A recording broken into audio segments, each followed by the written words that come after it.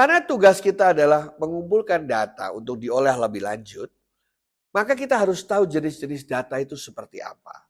Agar kita bisa mengumpulkan dengan baik atau gathering dengan baik dan benar.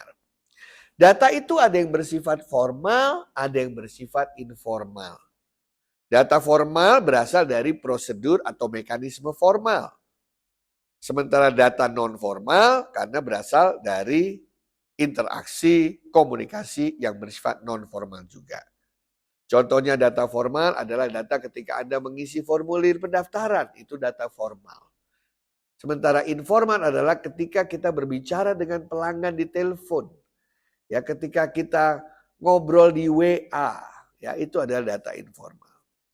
Namun data ada juga yang terstruktur, ada juga yang unstructured. Data terstruktur itu kalau field-fieldnya jelas, kayak KTP itu kan datanya terstruktur, kartu keluarga terstruktur ya. Data-data yang terkait dengan pajak itu kalau kita ngisi laporan pajak terstruktur semua. Sementara data yang unstructured itu adalah data yang berisi misalnya apa?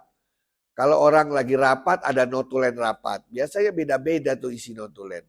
Atau kita ingin mengambil data dari media sosial, itu percakapan yang tidak terstruktur sama sekali tapi penting. Ya. Kemudian data juga ada yang sifatnya cuma teks, cuma kata-kata. Tapi ada bunyinya atau audio. Ada yang datanya audio plus video. Namun ada juga data yang bersifat multimedia. Nah, ini data lain lagi ya yang harus kita ketahui. Yang tentu saja cara mengumpulkannya juga berbeda. Ada juga data yang rutin. Ya, dengan data yang tidak rutin atau ad hoc. Data rutin misalnya laporan bulanan ya atau hal-hal yang tiap hari kita lakukan itu rutin. Data ad hoc adalah data yang tidak pernah terduga kita membutuhkan sesekali. Ya misalnya ada kecelakaan, ya kita tidak mengharapkan ada kecelakaan, tetapi karena ada kecelakaan kita harus merekodnya misalnya. Ya, ada juga data yang statis, ada yang data dinamis. Data statis itu yang jarang lah berubahnya ya, walaupun ada kemungkinan tapi kecil. Ya, misalnya jenis kelamin itu kan data statis cenderung, nama itu kan cenderung statis. Tapi data dinamis adalah data yang bisa berubah-ubah. Dari yang perubahannya cepat, sedang, sampai yang perubahannya lama.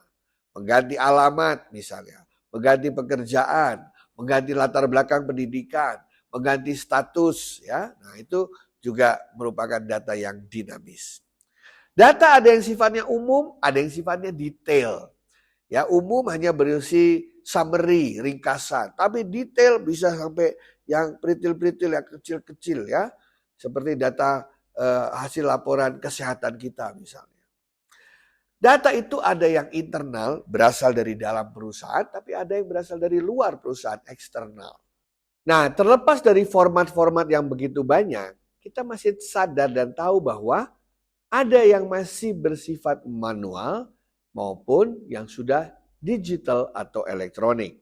Manual itu masih dalam bentuk suara orang ya atau masih dalam bentuk tulisan tangan begitu ya. Sehingga untuk melakukan pengolahan menjadi lebih sulit karena harus dipindahkan ke dulu dalam bentuk digital atau elektronik.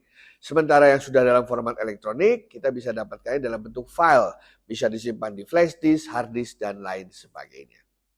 Nah, dengan mengetahui berbagai jenis format data dan informasi ini dalam hal menggathering atau mengumpulkan, maka kita menjadi tahu strategi pengumpulannya, strategi gatheringnya. Ya, disinilah kita merasa perlu untuk memilah dan memilih mana sebenarnya tipe dan format data yang mau kita kumpulkan, kita kelola, baru kita putuskan strateginya, toolsnya, alatnya, teknologinya untuk mengumpulkan data tersebut. Sekian dan terima kasih.